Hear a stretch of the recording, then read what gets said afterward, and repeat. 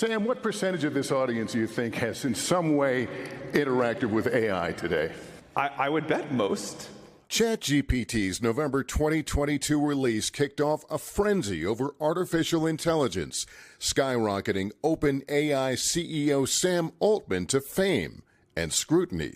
Courted by Washington, striking deals with the biggest companies in tech, then fired by the company he co-founded, reinstated just a few days later. You were fired from your own company. Why? It was obviously a super painful experience, but I do understand why anxiety levels are so high. I think the previous board members, they're nervous about the continued development of AI, had whatever feelings they had about me and how we were doing things. You were picking up the phone, Brian. Yes. Explain that. Well, I remember,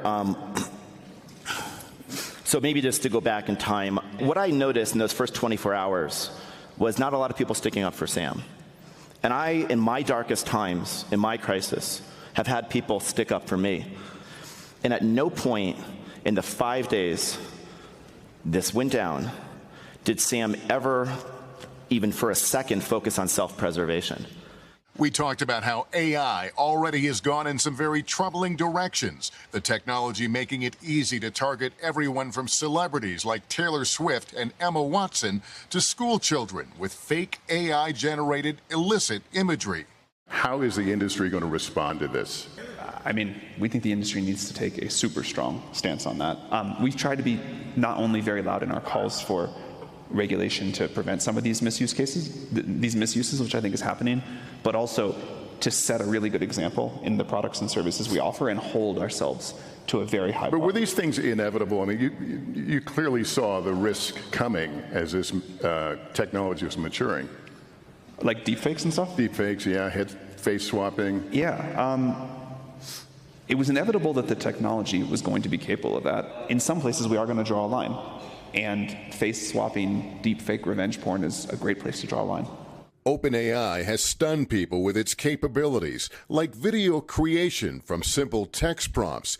But Altman says the ambitions for his company go much further, comparing it to the Manhattan Project development of the atomic bomb.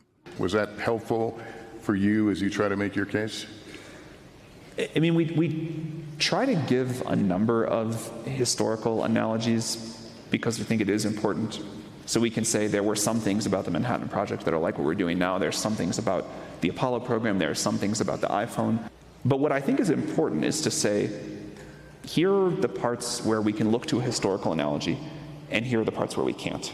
And the shape of this technology and kind of the decisions and the impact, it is fundamentally like a little bit different than anything I think we've done before. It's different than the Manhattan Project. It's not a race. It's not going to be done in secret. And I think nations can collaborate together, and there could be a transnational kind of group or body that could really kind of align to make sure we're all on the same page. We think that's super important to get some sort of global framework and cooperation. I think we're really going to need that. One of the many conversations going on about the future here in Aspen this week. Thanks for watching. Stay updated about breaking news and top stories on the NBC News app or follow us on social media.